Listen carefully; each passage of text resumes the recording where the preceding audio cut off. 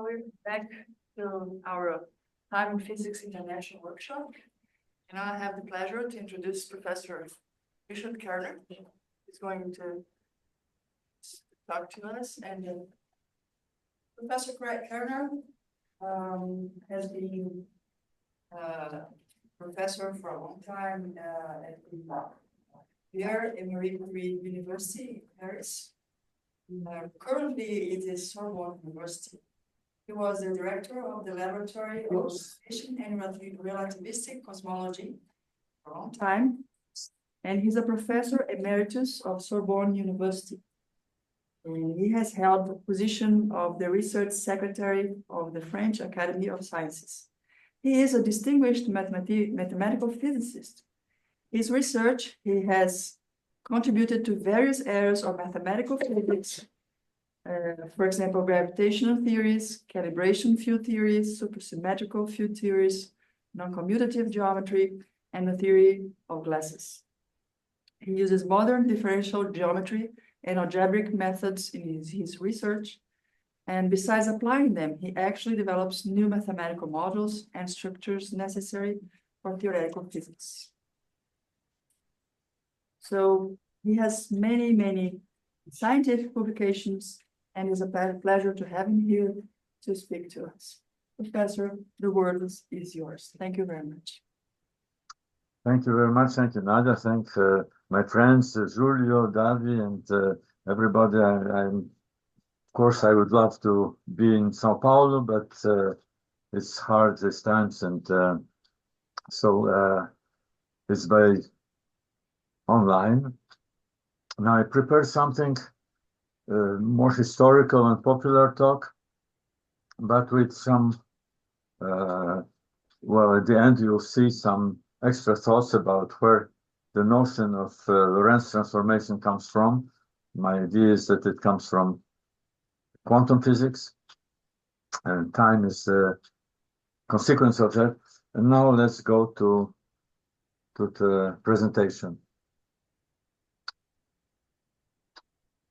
So I start with fundamentals because it was in medieval philosophy, and even before that, there was a problem what existence does mean, what we really mean when we say something exists or something does not exist.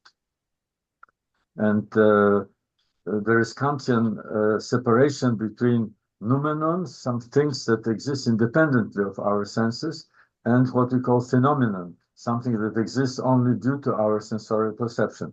In this sense, for example, the sun and the moon are noumenons, but the solar eclipse is a phenomenon because it depends on our position, it depends on how we see it.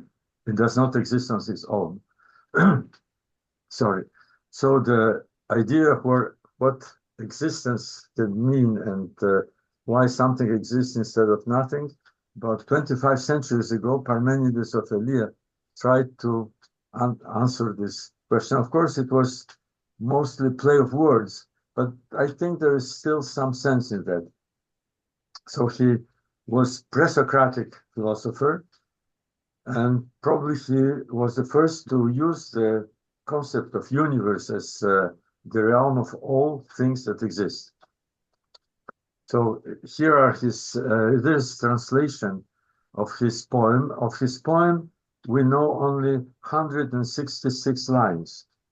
And most of his philosophy was reported by Plato, Aristotle, and others. But this is exactly his words. I don't understand myself really because it's a complicated translation from Greek by John Barnett, sorry, made in 19th century. The only two ways of search that can be thought of, the first, namely, that it is, and that it's impossible for anything not to be, is the way of conviction, for truth is companion.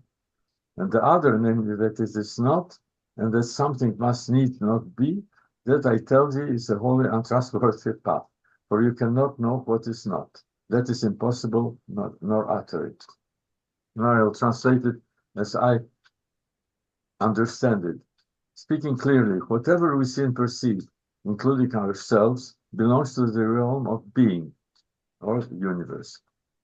It's anything that exists. By definition, whatever exists is a part of universe, and universe is the everything that exists. Now, if we ask is there anything beyond? The answer is no. The only thing that one can say about the non-being is that it does not exist. And now Parmenides drew conclusions. For example, the universe can be but one, because where there are two distinct beings or universes, there should be a separation between the two. But if separation does exist, it is by definition a part of being. Therefore, the two beings should be separated by a non-being. But the non-being does not exist, as we know. Whence the conclusion, universe is one. The same concerns the time. In a similar manner, Parmenides proved that universe is eternal, because if it stopped to exist, it would have been replaced by a non-being. But the latter does not exist, whence the conclusion, the non-being doesn't exist, and so it has to go on. Well, these conclusions were made 2,500 years ago, and we cannot take them very seriously. But anyway, even so, for example, in my opinion, the so-called multiverse theories postulating the existence of many different universes, for me, they seem to be inconsistent if they do not assume a possibility of communicating between those universes. Because if there is some way to check their presence, the very fact of transmitting anything makes automatically the two universes part of a common bigger entity. If not, if there is no communication possible, the discussion whether they exist or not are just a product of our imagination. Now, the conclusions were drawn by Aristotle, at least 3 or 4 generations later. Because after Parmenides, there was Socrates, from Socrates, Plato, and Plato, Aristotle. Yeah, that's 3 generations.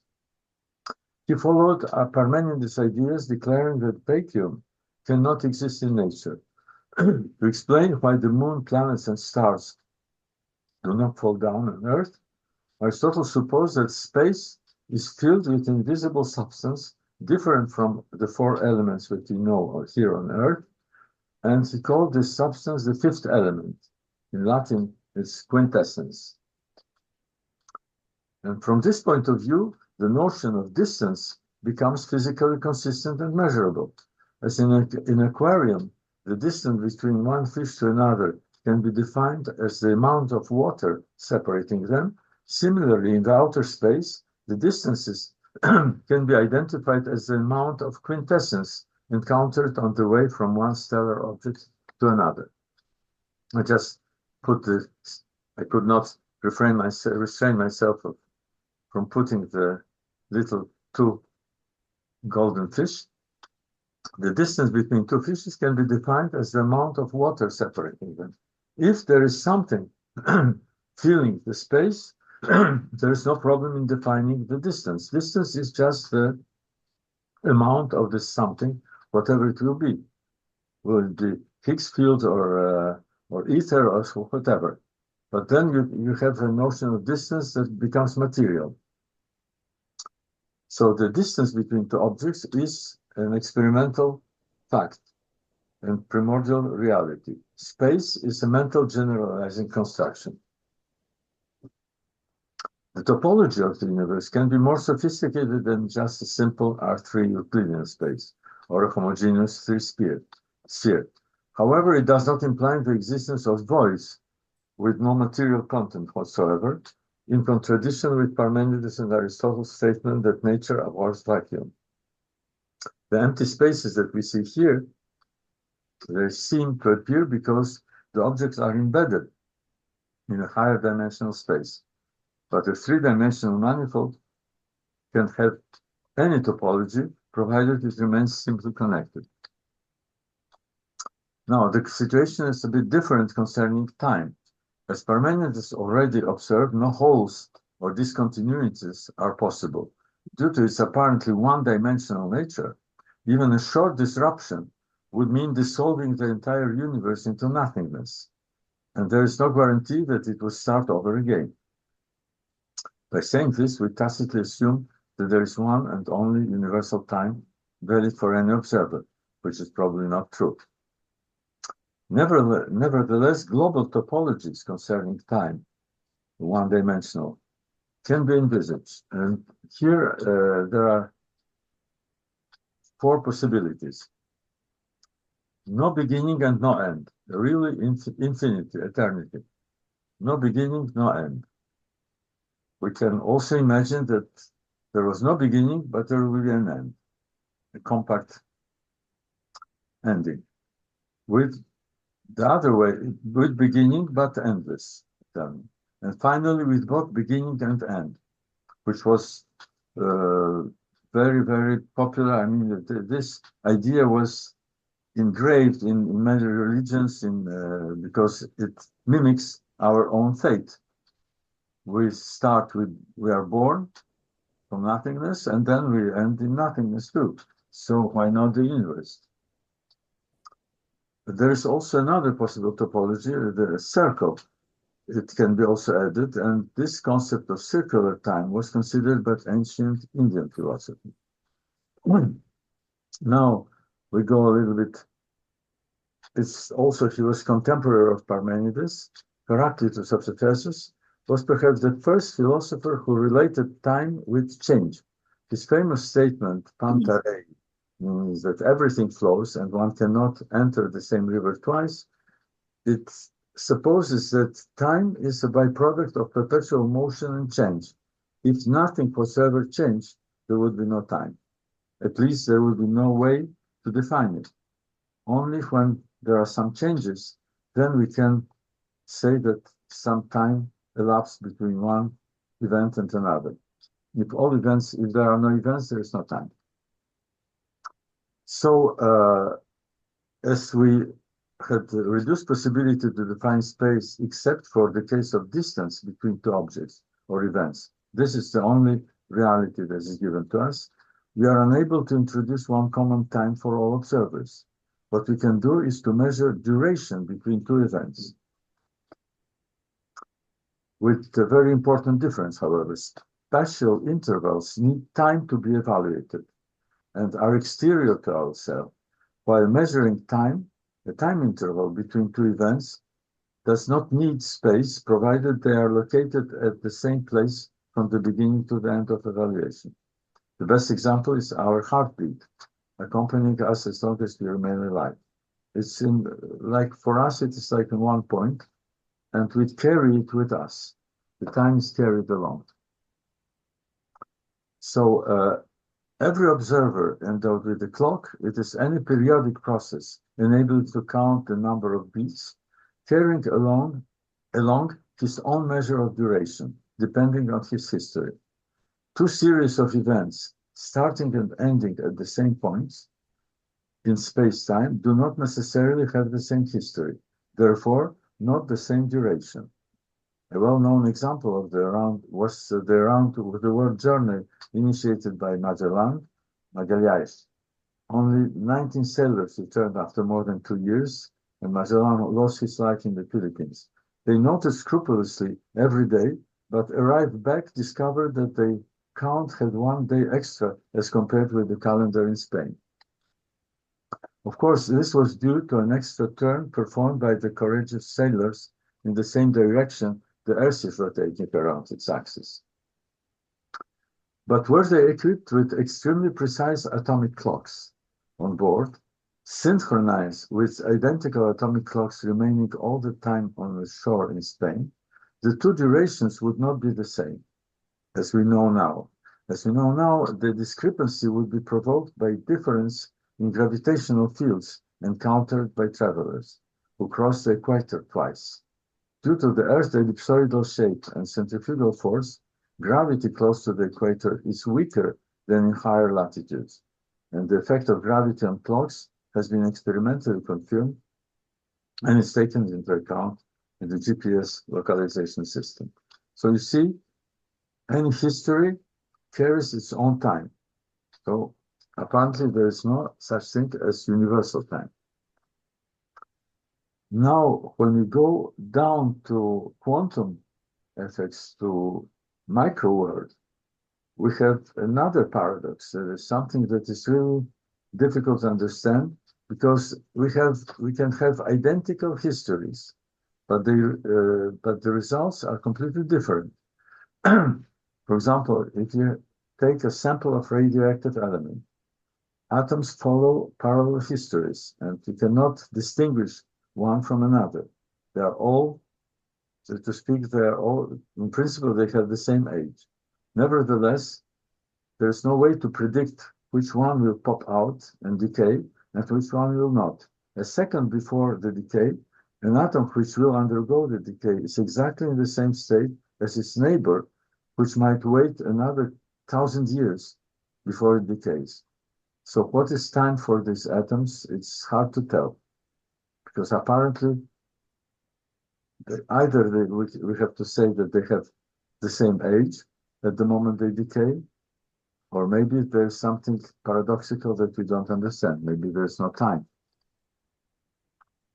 And I just wanted to make a remark that one of the most puzzling experimental results is the proton stability. The estimated average lifespan of a proton is more than 10 to 33 years. So in seconds, it would be even about 10 to 40, which is by 20 orders of magnitude greater than the actual admitted age of our universe since the Big Bang. It's really hard to understand what is the goal, why such a guarantee. It's like, imagine that the car dealer proposes you to buy a car with a guarantee for 100 billion years. What would you say? Makes no sense.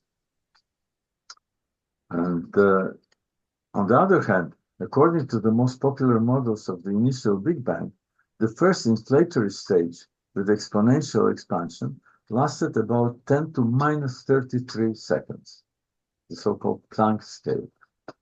So my feeling is, in view of numbers that great, one can have some doubts whether it makes sense to extrapolate the notion of a second or even time for that matter, to such extremes. Are we really sure that we understand what we are speaking about?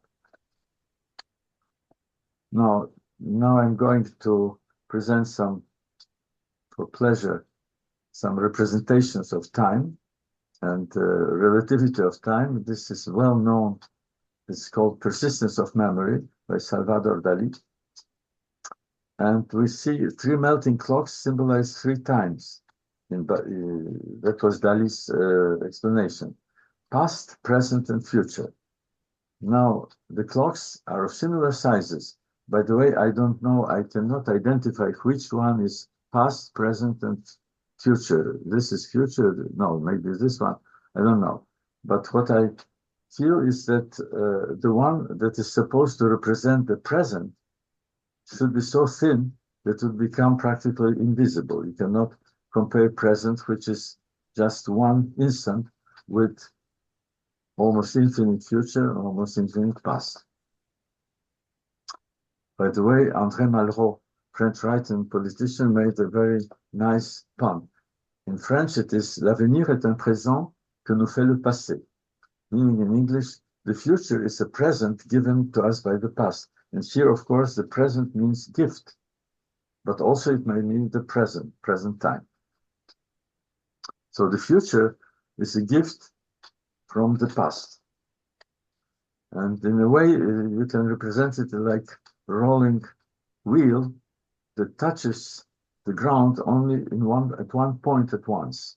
So whatever is in front of it can be called future, whatever is behind is past, but the only contact with reality is only through one point at one moment of time. This is our fate. For all ancient civilization, determining the appropriate moments of agricultural actions was of vital importance. The days and seasons were defined by astronomical observations. And periodic phenomena in the sky were the basis of calendars in ancient Egypt, Mesopotamia, India, and China, as well as in Aztec and Inca civilizations. But there was little interest in the physical nature of celestial bodies, because there was no physics yet. The first who incorporated time in the mathematical description of physical phenomena was, of course, Galileo Galilei. This is how he related the new concept of acceleration, velocity, and time and space. Here is the famous formula of free fall. H equals g, which is the acceleration, gravitational acceleration, time square over 2. By the way, to do it, because it is, of course, there is a legend that he threw some balls from Pisa, there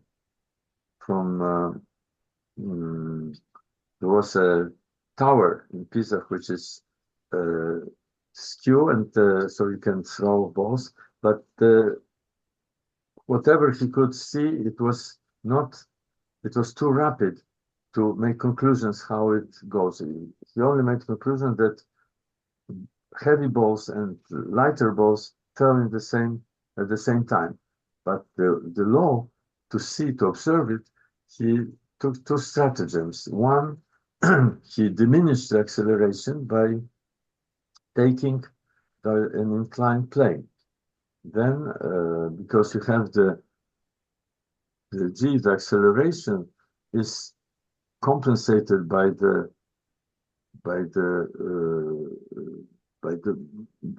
support, and there is only one little tangent component that is acting, so the acceleration is much smaller. And then what he was noting again, he was noting times, because it is much easier to observe the rhythm, the equal times. He observed it by using his own pulse. By the way, his first studies were medicine, and also pendulum. So he disposed the ball, little bells. The ball that was rolling was touching bells, and they were emitting sounds, so that the time lapses between the sounds were strictly equal. And then he noticed that distances, the intervals were like prime numbers. Well, like not prime, the first were prime, others not prime, but they were just in arithmetical progression. 1, 3, 5, 7, 9. But if you add up, they will give you squares. 1 plus 3 is 4, 4 plus 5 is 9, 9 plus 7 is 16, 16 plus 9 is 25. This is, of course, the sum of the arithmetic progression is a square. But so what Galileo noticed was that the velocity was linear function of time. So he didn't know how to integrate. The calculus was not invented yet, but he was lucky. He reasoned like this: at the moment when I start the fall, when I let the thing fall, the initial velocity is 0. And at the end, it is the final velocity, which is g equal gt. So the average velocity, I should take 2 of the initial and final velocity and divide by 2. So its initial velocity was 0. So I have the formula that the average velocity was gt over 2. Now, if you multiply to get the height of the free fall, you have to multiply average velocity by time. And hence you have the formula h equals gt squared by 2 without any integration. Of course, he was lucky because such a trick can work only with linear and quadratic function. if the law was not linear, it would not go like this. The average would not give you the right answer. But here it is okay because it's linear. Now, the next fantastic breakthrough which gave the possibility of relating time with space was Kepler's law. First of all, he discovered that the orbits of planets were ellipses and not circles. And he discovered also the law of equal areas, equal area law, that the area of swept by a planet in its way around the sun is always constant, proportional to the time. So when the planet is far away from sun, the velocity is less, and at the same time you have the same area. And when you are closer, the velocity must be bigger to get the same area. But the third law is even more important. It is that there is relationship between periods and sizes of ellipses. This is the bigger half. How do you call it? Half axis, half big axis to the cube, and the period squared, the ratio of these things is constant. He made also a very, Kepler derived a very important formula which defines time. So in order to give it, he introduced there is a real anomaly and circular, the true anomaly is here, and eccentric anomaly is here. The eccentric anomaly is the same, the angle from the center to imaginary circle that superscribes the real orbit, and the sun is in the focus and not in the center. Nevertheless, the formula is when you can express E by U, which is some trigonometric exercise. Here is Kepler's formula. Time is proportional to this anomaly minus eccentricity multiplied by sine of the anomaly. So of course, this kind of equation is called transcendental, and you cannot solve it analytically. And in order to reverse it, because what we need is not the time as a function of angle, but angle as function of time. So in order to reverse, to get the inverse function, it was very difficult, and only Bessel found the way and introduced Bessel functions by taking the Fourier series of both sides. Now we come to more modern times and modern physics, and we have Isaac Newton and Gottfried Wilhelm Leibniz, who, of course, they were first they were friends, but then they really had the problem with priority about differential calculus. But their views on time and space were very different. Newton was a very religious man, and for him it was obvious that everything is seen but by a super observer, which is which is seeing everything at the same time and knows everything, knows future and past. So it is like a space-time. This, in a way, it is identical with God. And so there were independent entities existing independently of material bodies for which they provided a sort of arena. For Leibniz, space and time are not substantial, so they do not exist on their own. They are just phenomena, but they have not independent existence. And later on, a century later, Kant was even more radical. He formulated a new approach to the interpretation of concepts of space, which he called the outer intuition. and time, the inner intuition. His views on space and time were akin to Leibniz's view, but even more radical. He introduced a clear distinction between things in themselves and their representations in human mind.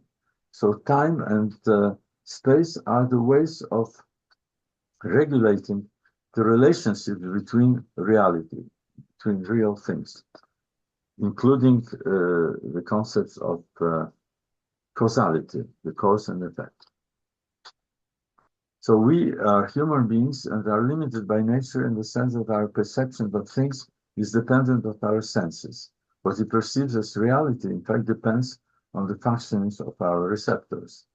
By the way, this idea was also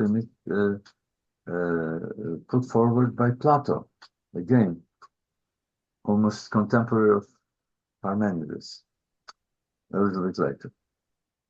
So, according to Kant, I said it already, the objects, which are things in themselves, enter in some relationships, and space and time are labeling things and relation between them, just like words are labeling things.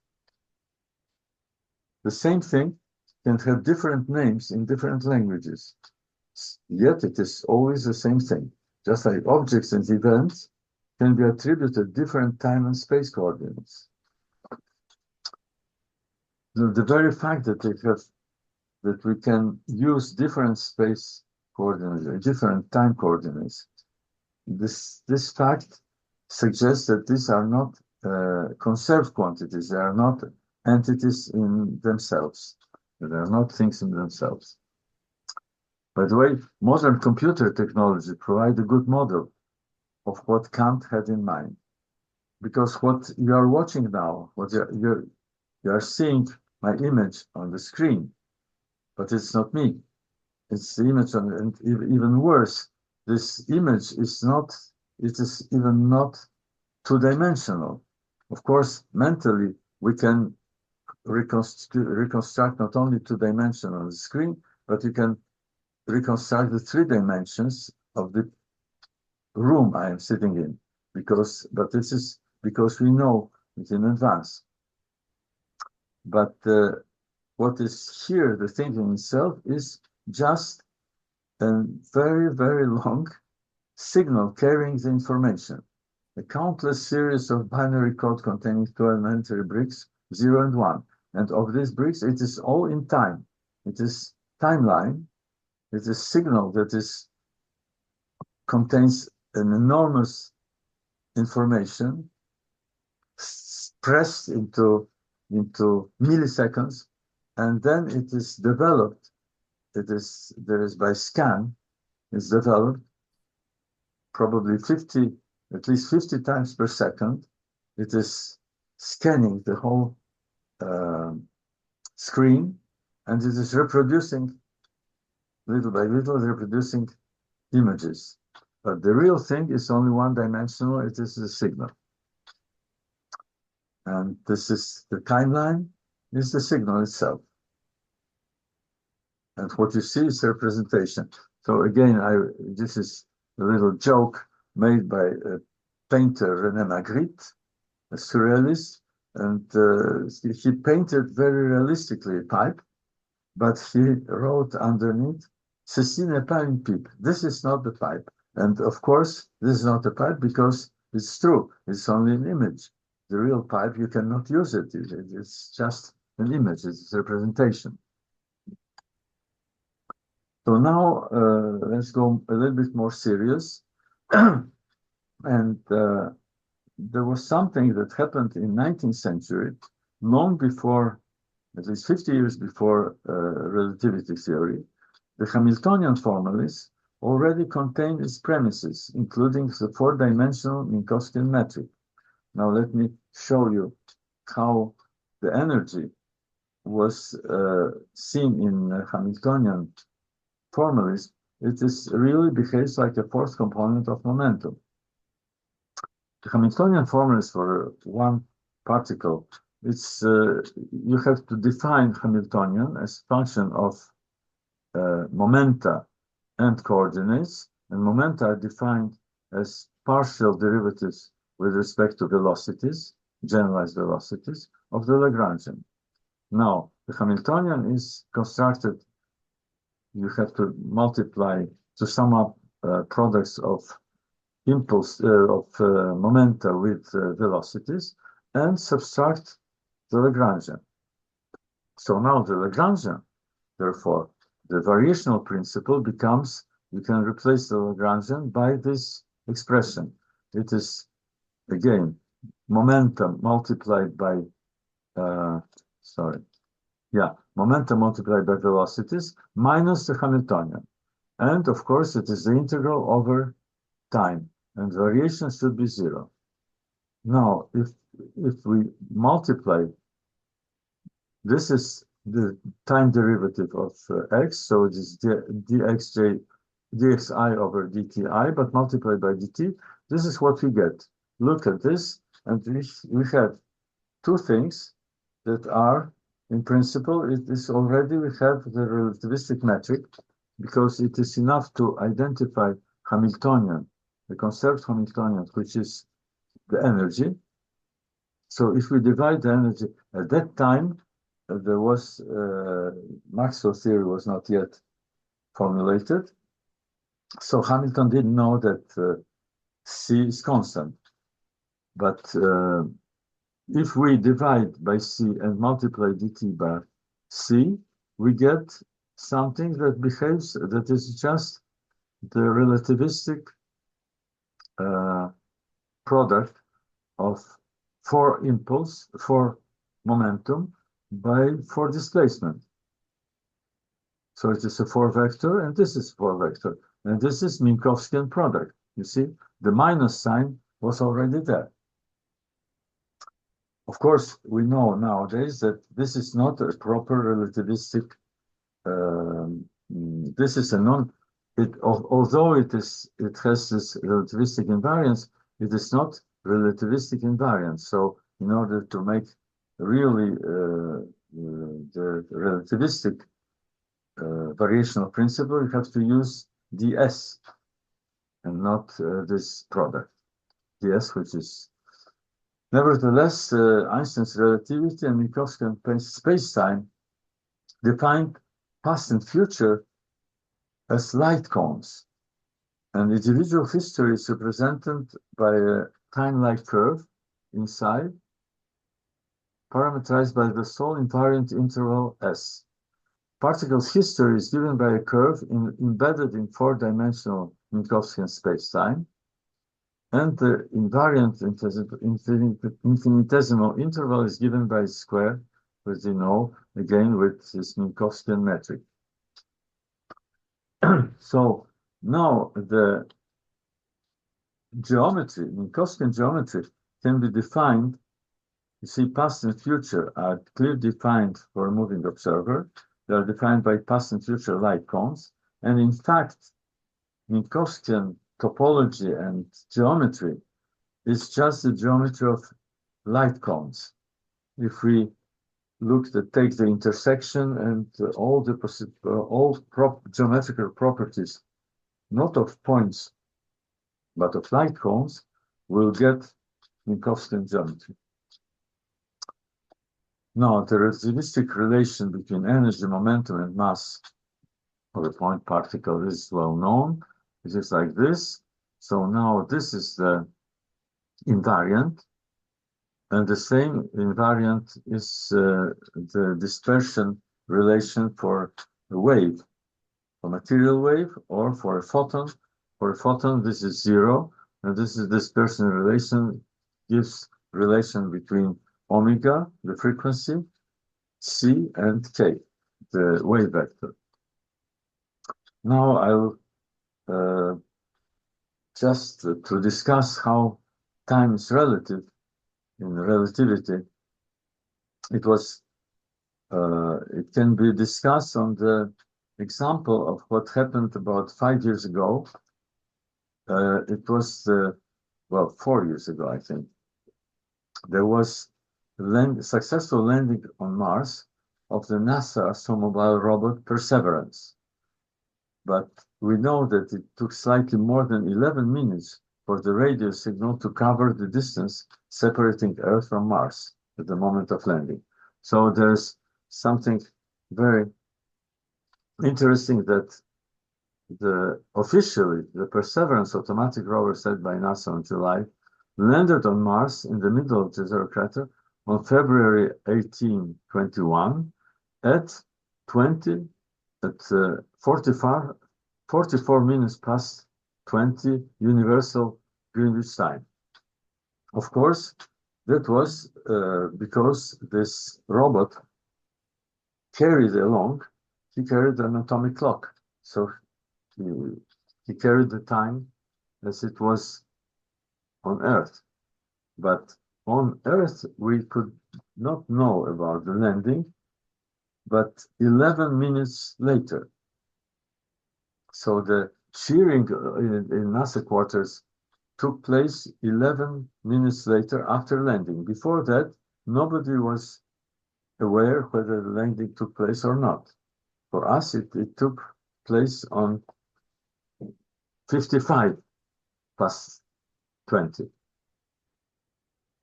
Now, this is because we knew where Mars and Earth was at the same time, where they were.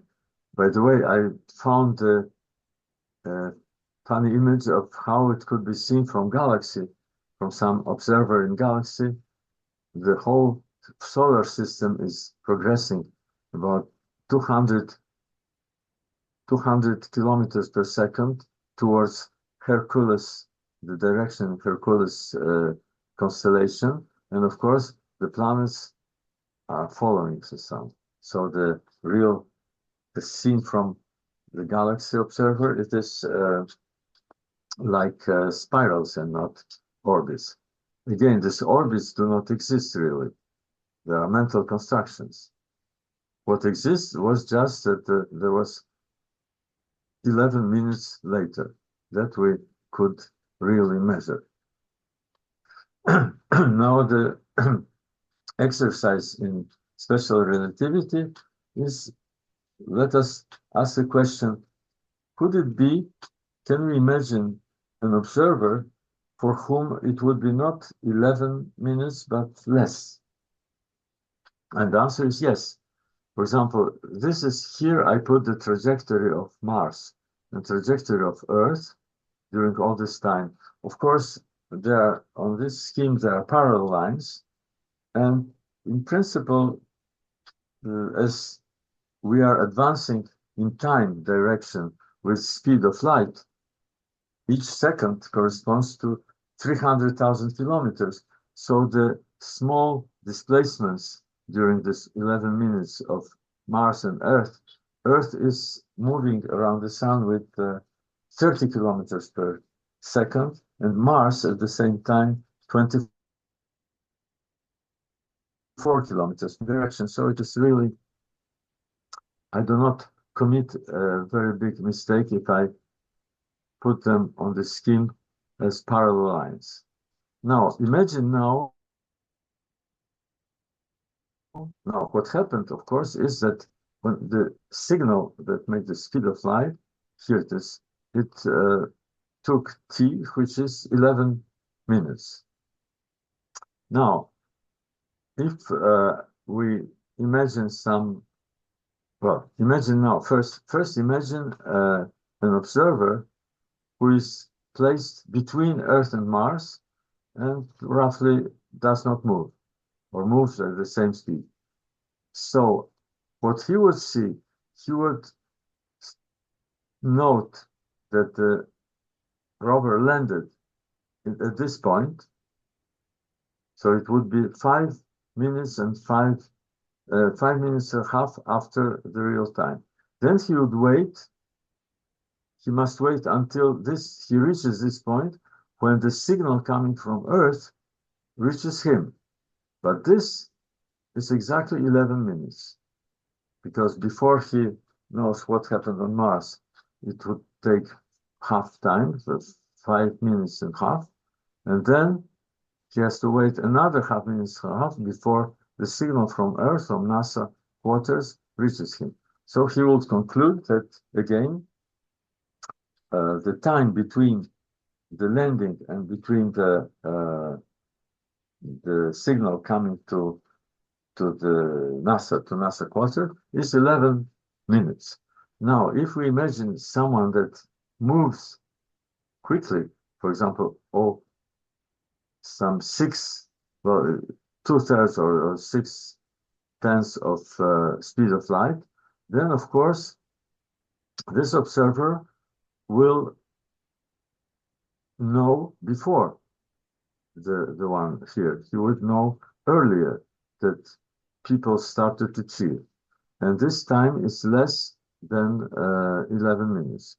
I have counted this, and it's like this, that with V 3/5 or 0.6C, it will still 11 minutes, but the time would be more than 11 minutes.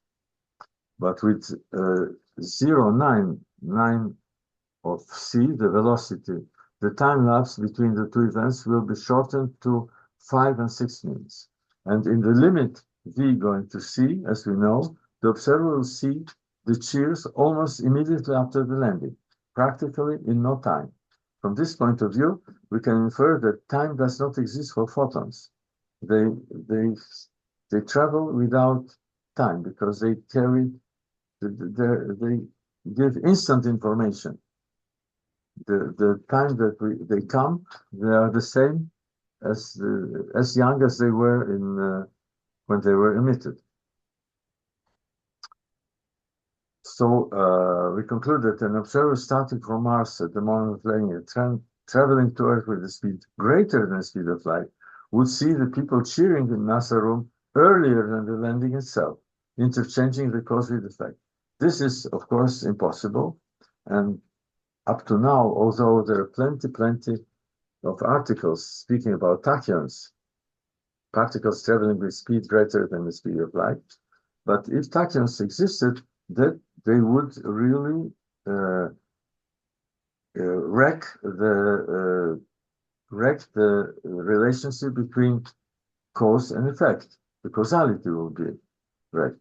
Maybe you remember that was some before that, I think 7 or 8 years ago. There was an Italian team working at Gran Sasso. They reported that they saw neutrinos coming from CERN, which came before the light signal could come. They were traveling, so to speak, with 3 times the speed of light. But of course, it was a hoax, and it cost, by the way, it cost his position of head of lab. He had to quit. Now let's go. We come back to the essentials, and I'd like to start with again with 3 ingredients, 3 aspects of theories of fundamental interactions can be symbolized by 3 orthogonal axes, as shown on this figure. There are 2 figures usually. One, I would call it space-time, fields and particles. So material bodies, these are fields. In other words, these are the forces between them, interactions, and space-time. And they are symbolized by 3 elementary constants, fundamental constants: the Newton's constant, the Planck's constant, and c, the speed of light. So this constant govern space-time, particles, and fields, roughly speaking. Now, I have also put these numbers 1, 2, and 3. They symbolize that there are planes. 1 is the plane spanned by particles and space-time. 2 is the plane spanned by space-time and fields. And 3 is particles and fields, no space-time direction. Now, the attempts to understand physics with only 2 realms out of 3 have a very long history. They may be divided in three categories, as you saw it. You see, again, 1, 2, and 3. And of course, the category 1, when you have space-time as independent reality, and particles, and no fields, this is Newtonian physics, because for Newton, the actions was at a distance, so there was no time needed.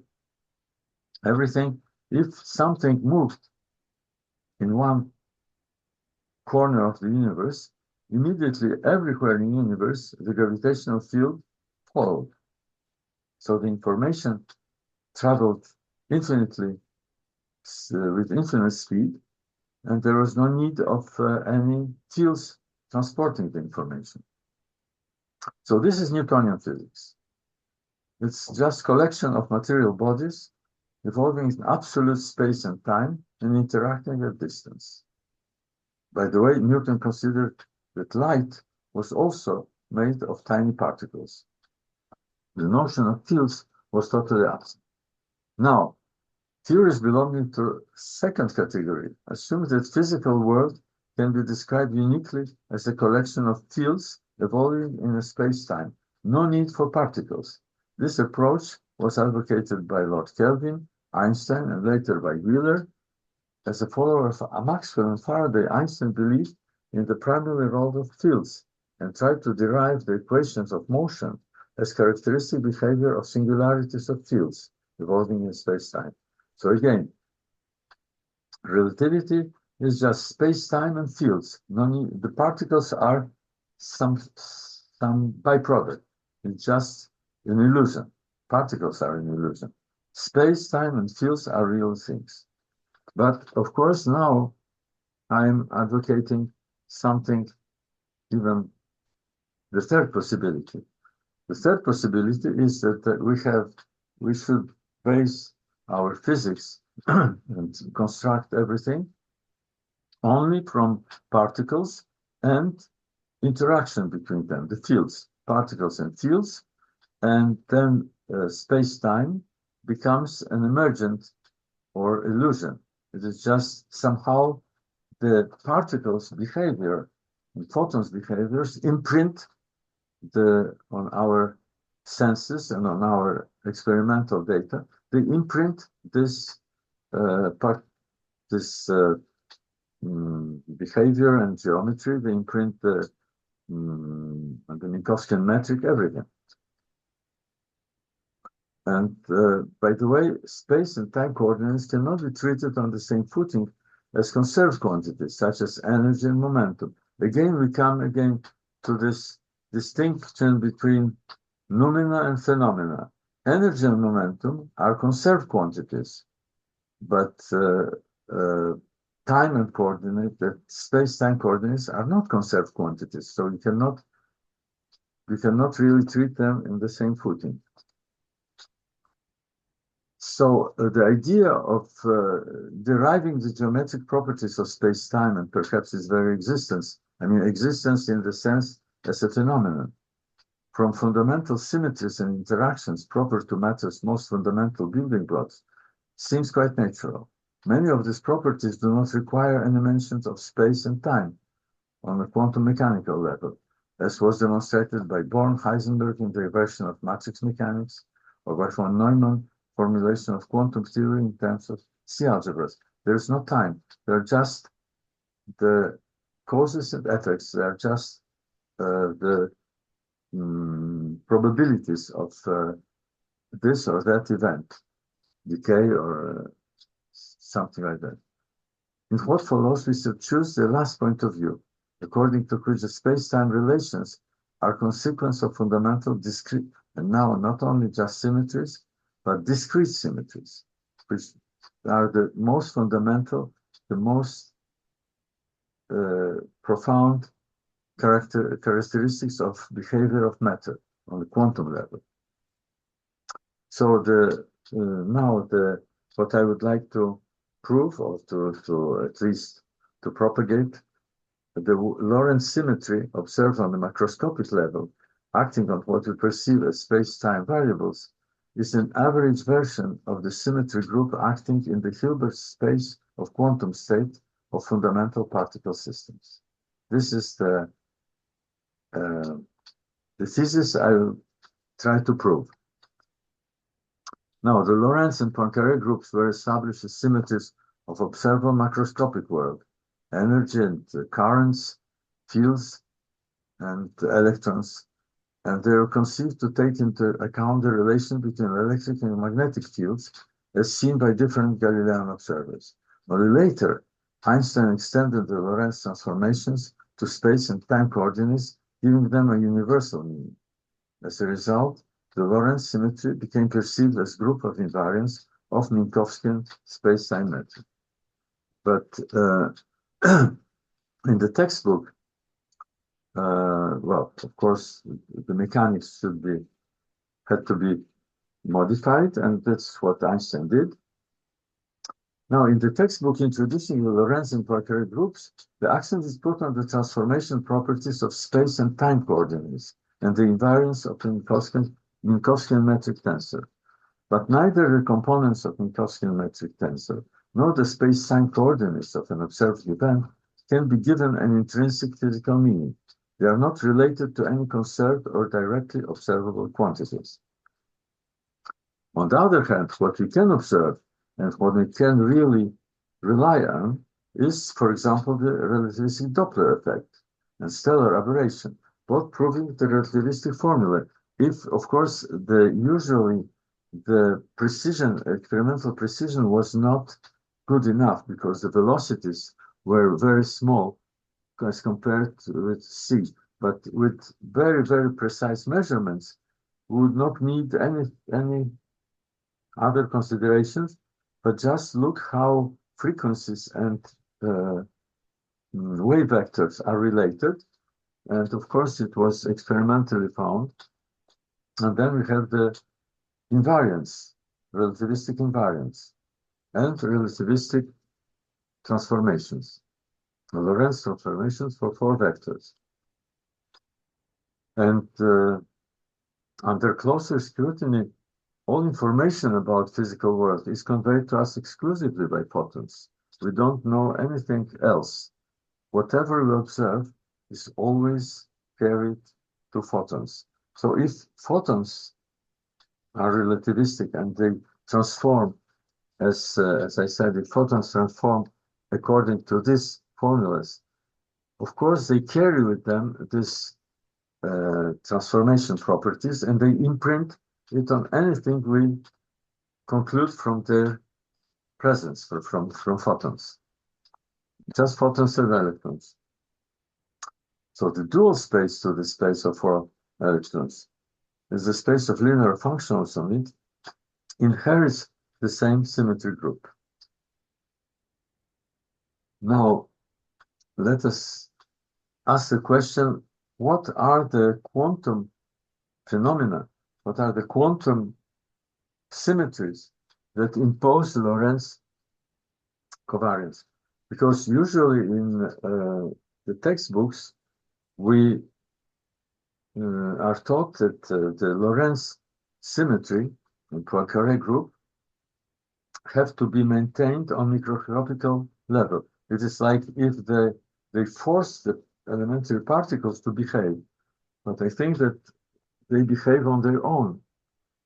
This is, sorry, this is the usual way to show it, that if we have, for example, a spinor field, now the new value of spinor field at space-time coordinates transformed by Lorentz is the same as the ancient coordinates of spinor field, but transformed with a spinorial representation of the Lorentz group. So this written like this, it is like the Lorentz group acting on space-time generates the spin representation on psi, which is in some Hilbert space of states. So instead of writing this, probably we can, mathematically it's the same, but I would write the same thing differently. I mean, instead of saying that the spinorial representation acting on spinors in the Hilbert space is the result of this Lorentz representation, vectorial representation on X's, but now again, X's probably do not exist on their own, but spinors describe something that exists. So I would say that, for example, what happens if is right, the current, the forecurrent is transforms as a Lorentz vector, but the forecurrent is a result of averaging over spin variables of an electron with gamma mu inside. This is Dirac matrix. So this is from the electron wave function we get. So here the cause is the electron or the swarm of electrons. They generate the average. If we average it, we get current, forecurrent, and then what we see when we observe the forecurrent, which is, by the way, a conserved quantity, then we see that it experimentally we can see that it transforms as a Lorentz 4 vector. But the cause was there. The cause is something that acted on the space of states, on the electron, on Hilbert space. So this is how we should write Professor? now. If we think it's like this, by the way, how much time I have? Professor, please. Sorry to interrupt. We got 5 minutes, okay? Okay, fine.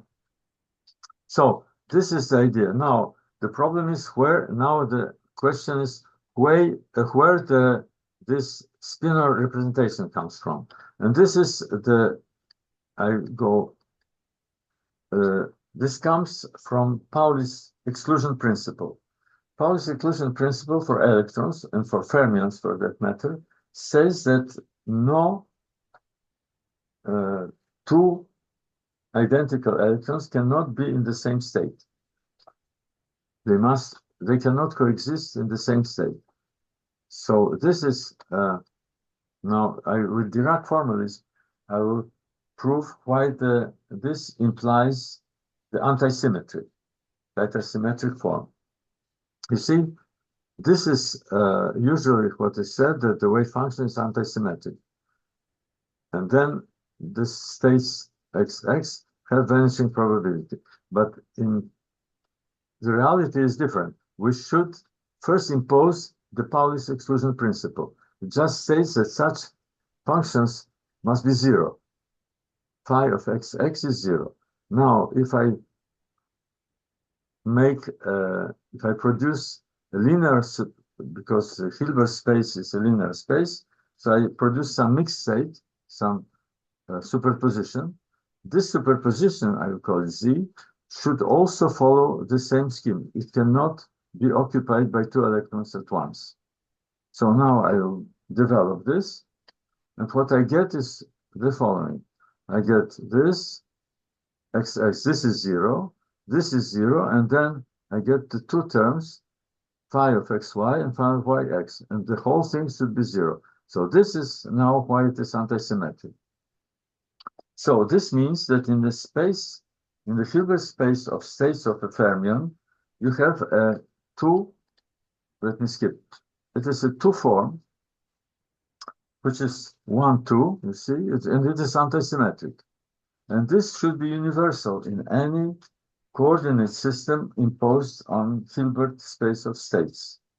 So this means that if I take another, it's like the same kind of invariance principle, like for metric, you see, the metric should be invariant, but this is, we have spinorial metric, this has spinor antisymmetric form, and just for two states, and it should be invariant. So this should result in the same form. But if so, I just develop it, and I get that what I get is, this is called SL2C. SL2C group, which is a 6-parameter Lie group, and it is known as covering group of Lorentz group, and the Lie algebra is exactly the same. So now we understand that this spinorial representation of Lorentz group is coming from Pauli's principle for fermions. Now, once we get fermions, then of course we produce currents and coordinates, and then we get, of course, this is the algebra. And now I skip to the conclusion. So the conclusion is that most profound and fundamental laws of nature are hidden at the microscopical level in the behavior of elementary constituents of matter. Of these, Pauli's exclusion principle is the basis of the stability of matter. It imposes the antisymmetric two-form in the Hilbert space of two fermion states. Now, from this, the set of linear transformations keeping this form invariant is the Lie group SL2C, whose Lie algebra is isomorphic with Lorentz group, and thus imposed Lorentz symmetry is imprinted in the gauge fields interacting with Dirac fermions. It is the electromagnetic field, revealed as a four-dimensional vector representation. And that is why vectorial and tensorial physical quantities inherit the Lorentz symmetry and behave as four-dimensional vectors and tensors. Time and space variables are defined as Fourier counterparts of energy and momentum. They are conjugate to the conserved physical quantities, forming the dual space, to the physical space of energy and momentum. This is why, you see, the operators, energy and momentum, are just operators of time and space translations. So they generate time and space, and not vice versa. So thank you for your attention. I hope it's time to end. Thank you.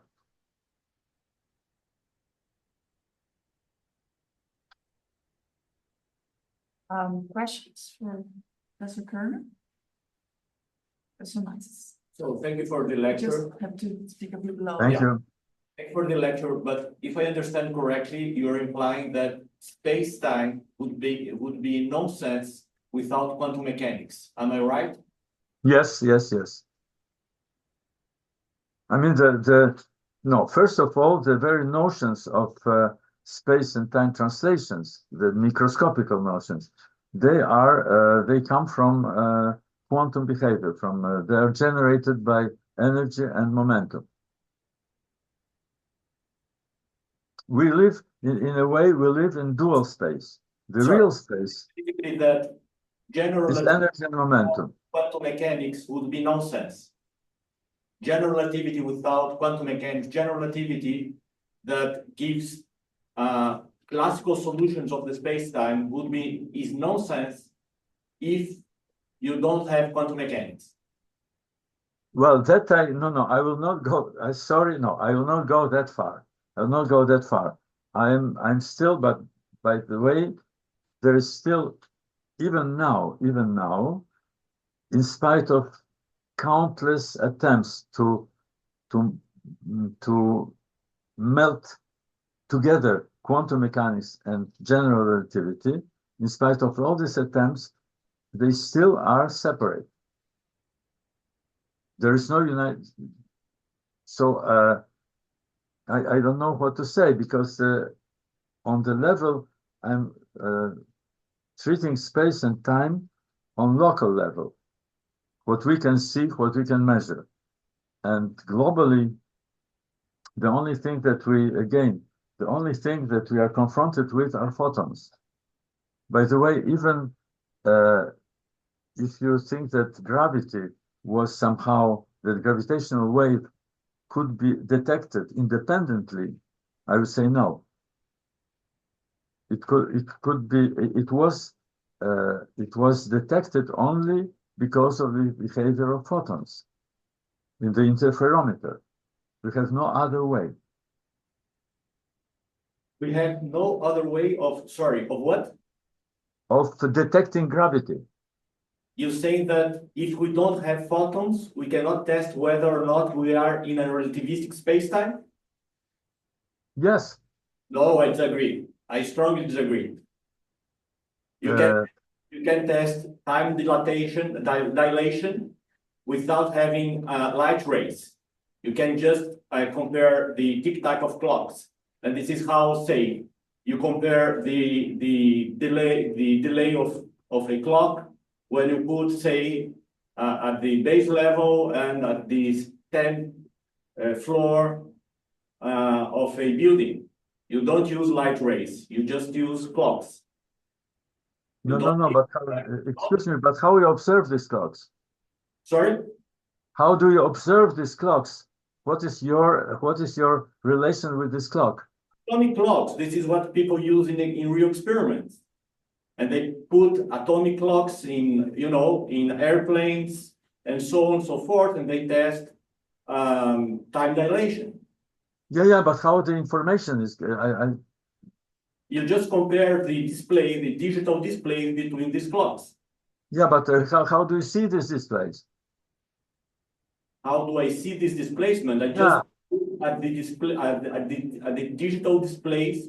Sorry, at the digital display of the clocks, and I compare these numbers. Yeah, but to see the displays, you must use photons. There's no other way. Oh no, I don't agree with that. You put after making the experiment, you just put side by side both clocks, and you just look at both displays and you compare the difference. You say look. You say look. What do you mean? What do you mean by looking? Well, by looking, I can just touch the display if you want. Oh, if you touch, I'm sorry, if you touch it, is van der Waals forces is as photons again. Okay. It's electromagnetic forces.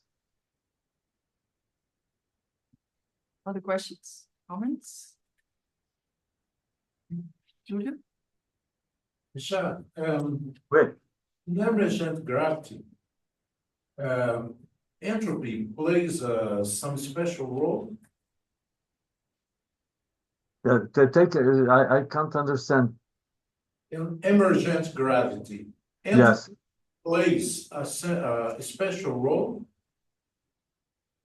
Yeah, emergent gravity is again, it is probably, I must say that I don't understand it. I read Verlinde's article. He makes the relationship with entropy. And that is, I don't fully understand what is the relationship with time and space, and but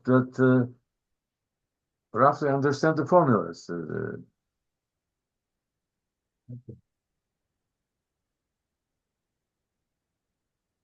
Well, another question here. I will translate for you.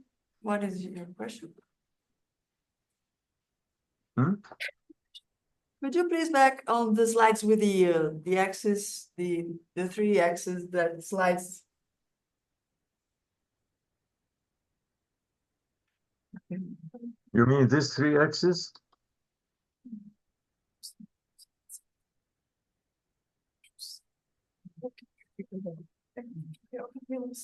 She's asking, in those 3 axes, what would be the reality, the real world, and what is an illusion? Because there are 3 axes, right? Yeah. Well, again, in one can, again, maybe one way of thinking is that everything is real. That you have everything that is real. Space-time, particles, and fields. These are the 3 realms, and they are kind of, you cannot do physics without one of them. But as we know, Newton's physics was based on the total absence of this axis. There were no fields. There were no fields, and all interactions were instant. So this is, and for Einstein, the dream he had was to just not to include particles, to understand particles as just some singularities in fields, only fields and space-time. So now there is a strong supposition that maybe the third possibility is also possible. I mean, that we have particles and fields, and space-time is some kind of, well, I say illusion or just emergent, or you can call it. It is a consequence of the behavior of particles and fields. One next question, please. Thank you. I'm a bit confused about some, seems to me there are overlapping ways of thinking about what you're doing. So there seems to be some primacy of sense data, that we do things by sight. And philosophically, this has been kind of taken up by positivists, but dismissed very thoroughly since then, the primacy of sense data for science. In fact, I mean, you could think about other beings that would sense things through gravitational waves or something like that. Yeah. And there's also, but going more towards I think what I understood the substance of what you're saying, there's an approach to space-time, which is called dynamical relativity or dynamical dynamical general relativity, which tries to think of space-time as an abstraction that we arrive at from the dynamics of matter. So famously, there's a book by Harvey Brown, I think it's 2006, called Dynamical Relativity, which tries to flesh this out in more detail. How is it that, we could but it doesn't appeal to sense data. It just appeals to the motion of the dynamics and motion of other fields, and the symmetries that they obey or that they observe, and extract from those some space-time structure. So the question is, well, whether your approach, if you are aware of this different approach to a program that seems related to yours, and whether and what is the role of sense data in your thinking? Yes. Well, I should underline that the only thing I'm saying, it is still very local. It is Lorentz and Poincaré group, which is it took Einstein 10 years to go from this kind of approach to general relativity. And general relativity is the theory when you admit not only Lorentz transformations, which are kind of tangent to the real ones, and then you admit any transformation of coordinates and time. So this is completely different thing. And of course, there is no way for me, because you see, I underlined that quantum mechanics is linear. Hilbert space is a linear space. And all these transformations are linear transformations. So whatever we are discussing here is extremely local. It cannot, and from this, it is impossible to conclude at large what happens at large. This is something that has to be done either independently, because when Einstein worked on his general relativity, there was nothing quantum in that. He did not take into account any quantum effects, although he was, at the same time, he was very involved in quantum physics, because he knew about photoelectric effect and also laser effect. So these are fantastic contributions to quantum physics. But when he worked on the, say, time and space at large, then he completely ignored the quantum physics. Quantum physics has no role in that. It is like we are in completely different places, and there's nothing connecting them yet. From this, what I am speaking, what I was presenting here, there is absolutely no way, without some new ingredients, to imagine something like general relativity. Because what I'm working at, it is like a tangent space. It is very local. It is only, it has a relation with very small distances and small, at our scale.